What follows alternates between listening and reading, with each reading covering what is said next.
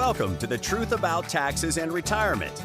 This podcast is brought to you by SavingYouTaxes.com and hosted by J. Barry Watts. As an advanced tax strategist and enrolled agent federally licensed by the IRS, Barry is uniquely qualified to go deeper into the Internal Revenue Code than most accountants. He understands and interprets its provisions explaining how they'll help you reduce income taxes you owe so you can direct that previously wasted tax money into tax-free accounts that you can enjoy in your retirement years. Now, on today's episode.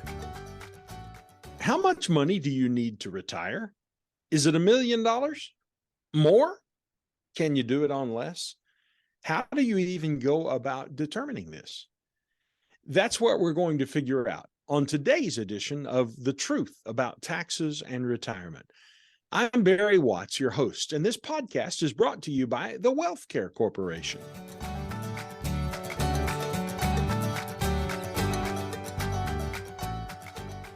The WealthCare Corporation is a national personal wealth management firm that helps people retire with confidence, age with dignity, and create legacy for generations to follow. They do that by taking a personalized approach that is unique to every client. It always starts with taxes as the centerpiece strategy because while you may do well with savings and investments, it isn't going to matter if you don't get the taxes right. Once you have minimized taxes and eliminated or reduced them as much as possible, then it becomes a matter of understanding simple strategies designed to reduce or eliminate risk, obvious ways to interpret what the markets are telling you so you know whether to be invested in the markets or on the sidelines, and more specifically, which segments of the economy to be in or out of at any given time. All of that allows you to approach retirement with a greater sense of confidence, but it doesn't stop there. When you know that a plan is in place to protect you from long-term care risk, and you've got tools to leave a financial and moral legacy to your children and grandchildren, well, you can not only take a more relaxed approach toward retirement, but you can also know you'll be making a difference in the life of your family for generations to come. If you're interested in finding out more, go to www.savingyouTaxes.com, and there you can learn all about the fine work the team of accountants, actuaries, and advisors does in designing retirements at the WealthCare Corporation.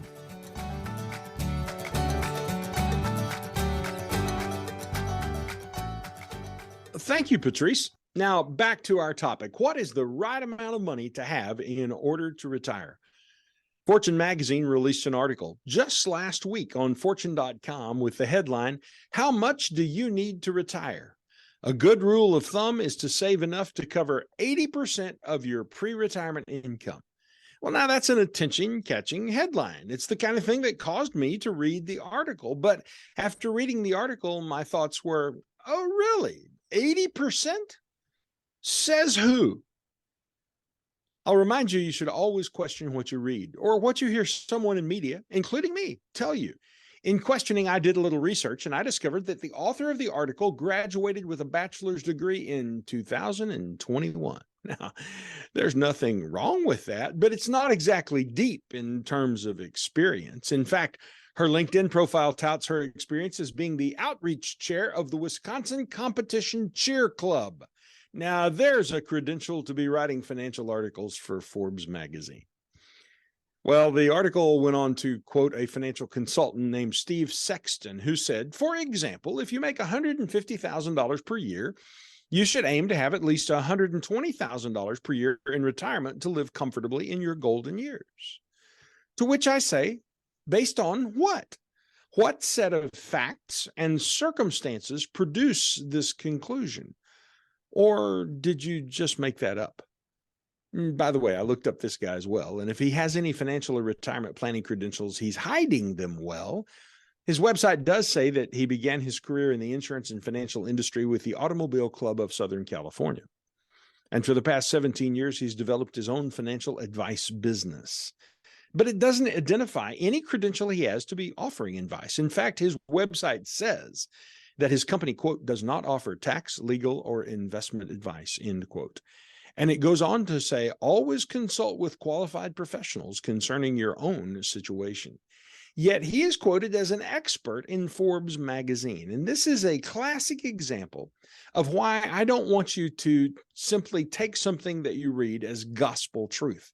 Now, I don't know where Steve got his fact that you should save for targeting 80% of your working income in retirement. I suspect he just made that up.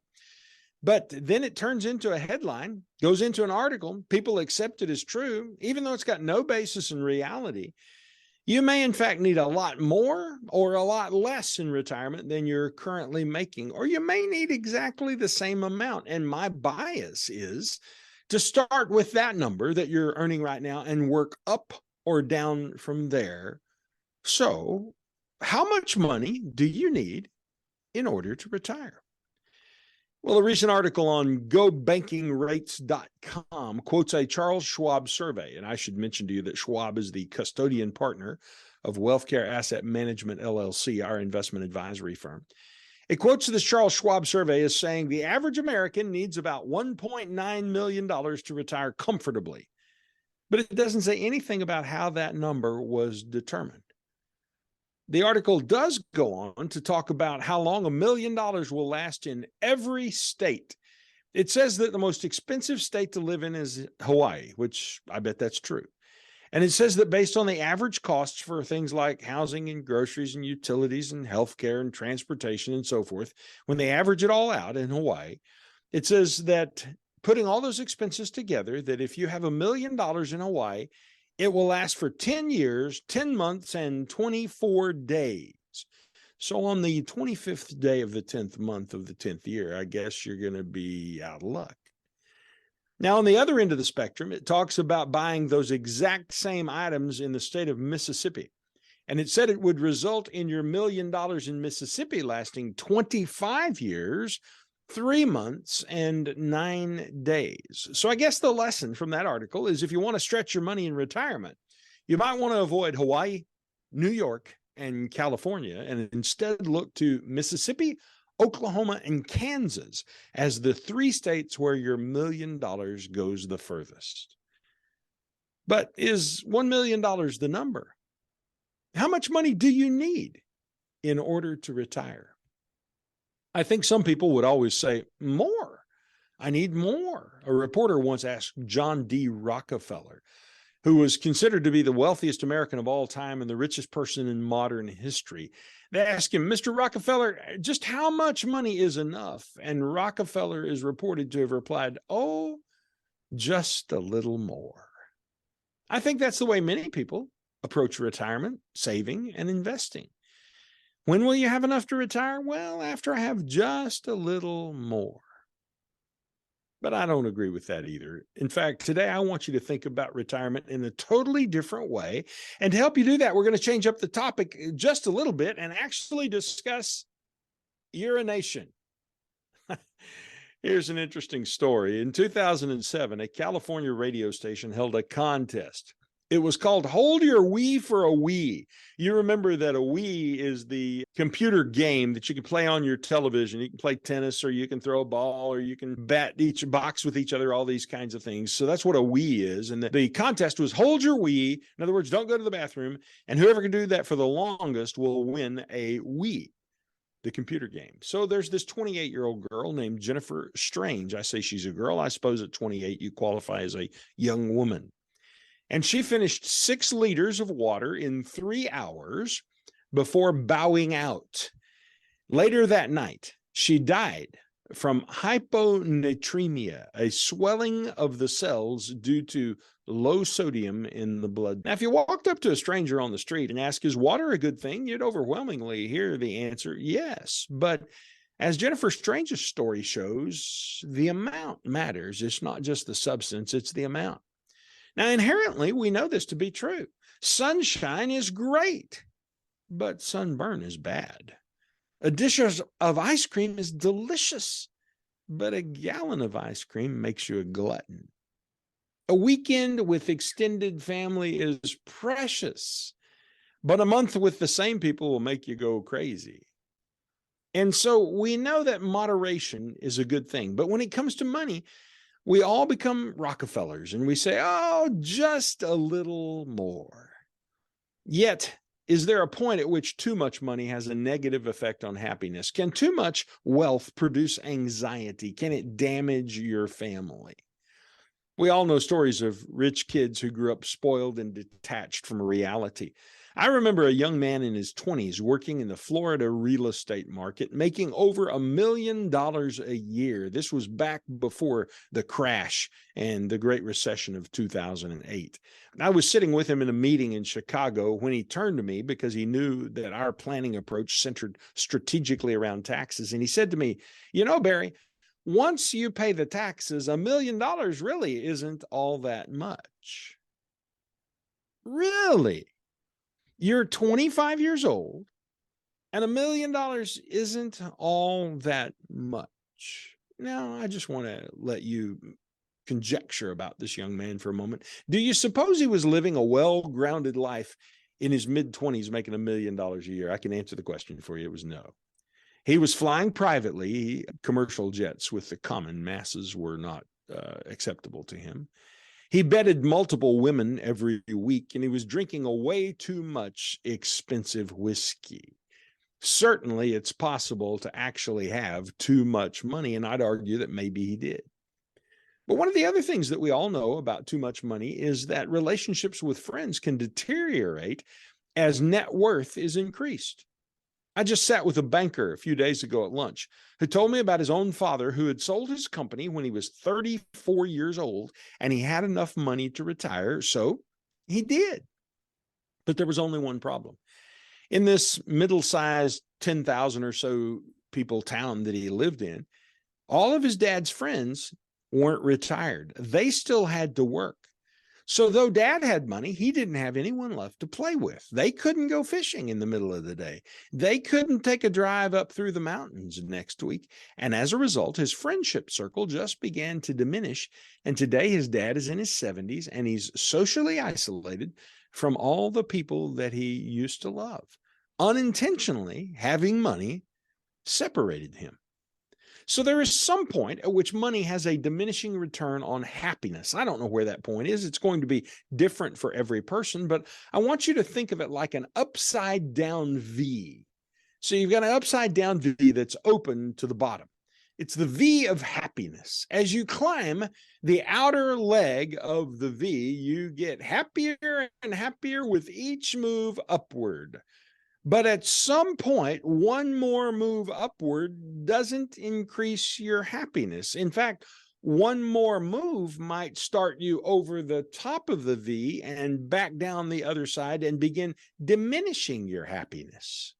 So, what is the right amount of money to maximize your happiness? When do you have the right amount of money to be able to retire? Well, there's something I think that you should think about. Accumulating money shouldn't be about being rich. It should be about being wealthy. Do you know the difference between rich and wealthy? Being rich is about having a lot of money. Being wealthy, on the other hand, is about having control of your time. When you're wealthy and you have control of your time, you can do what you want, when you want, how you want, with who you want. That is wealth. So I want to encourage you not to focus on being rich. Focus instead on accumulating enough money that you can be wealthy and control your own time. So you can go to work if you want to. You can sleep in if you want to. You can go fishing or see grandkids or work in the garden or volunteer or go to the library or learn to play the piano if and when you want to. That is the definition of wealth. So with that in mind, how can you ever know what the right amount of money is to retire on? I think what you've got to do is shift your mind and think a bit differently. You see, you can't spend wealth and you can't spend riches. The only thing you can spend is actually income. So the purpose of your money is to produce for you an income stream. And that stream of consistent income coming in every month is what funds your retirement. So it doesn't matter how rich you are. It doesn't matter how wealthy you are. It doesn't matter how much money you have. What matters is how much income you have. The purpose of all that you have accumulated is the production of monthly income. So the way to answer the question about what is enough, the right amount of money to retire on, is to ask, How much monthly income do you need? Now, I'm always amazed at how people struggle with this. One lady making $1 million a year recently told me that her monthly income need was between $800 and $1,000 a month. Really? Really? You make $1 million a year and all you need is $800 or $1,000 a month? Well, she readily admitted that she really didn't have any idea what it cost her to live because she just spent whatever she wanted to, and she'd never had to worry about money or keep track of what she spent. So she couldn't answer the question. And I think it's astonishing that people can't figure out how much monthly income they need. But it's really simple. You start with the monthly income that you receive now. Is it enough? Or do you need more? Or is it more than enough? You've actually got excess. Start with what you're receiving now, and then we can work from there to establish your income need for right now. Now, in the case of the person who's making $1 million who doesn't keep track, perhaps here's another way to do it. Look back over 6 months worth of bank statements and see how many total dollars have averaged going out of your bank account each month for the past 6 months or a year. That might give you a good starting point to figure out what you are actually spending. But once we know what your monthly number is, then we have this very magical process, this thing that is called math. We can take your number and we can figure out how much that number will need to grow each year to offset inflation. So we'll know how much you're going to need every year for the rest of your life until you turn 100 years old. And once we know that number, we can then subtract out the income that you are guaranteed to receive from Social Security or pensions. And after we subtract the Social Security and pensions out, then we will know how much money your investments will have to provide. And it's then that we have the answer to the question, how much money do you need in order to retire? You need enough to be able to fund your monthly income for the rest of your life until you die, which we always say happens at age 100. Now, maybe you'll discover that you're already there. You've got enough money to fund your monthly income. And if that's the case, congratulations. Maybe you'll discover that you don't have enough money to fund your monthly income. And if you don't have enough, then you can figure out how to work with what you do have, and we'll help you think through that process. Maybe you have another asset you could convert to cash, or maybe you work 2 years longer, or maybe you marry a rich woman. But the point is, once you know what your monthly number is, then it becomes doable. You can adjust things and work toward achieving it. You may not need $1 million, or you may need $2 million. The amount isn't where you begin. You begin by establishing your monthly income need, and then you work the math puzzle from there. Now, if math puzzles aren't your thing, never fear. It's what my team does every day at the WealthCare Corporation. So if you'd like our help, just call us. You can reach out by going to www.savingyoutaxes.com, and there you'll find all of our contact information. So you can send a message or just pick up the phone and call us, and they'll put you on my calendar or that of one of our associate advisors who are CPAs and tax strategists and experts in the field of designing retirement cash flow plans. And then we'll start you toward answering this important question that will help you to know whether you can retire now or not. And if you can't retire now, when you are able to retire. Our whole purpose is to help you retire with confidence, enjoy that retirement while you age with dignity, and leave a legacy that will impact future generations of your family. Until next time on The Truth About Taxes and Retirement, I'm Barry Watts, reminding you that tax strategy always comes first, because no matter what you do in planning for retirement, if you don't get the taxes right, nothing else matters.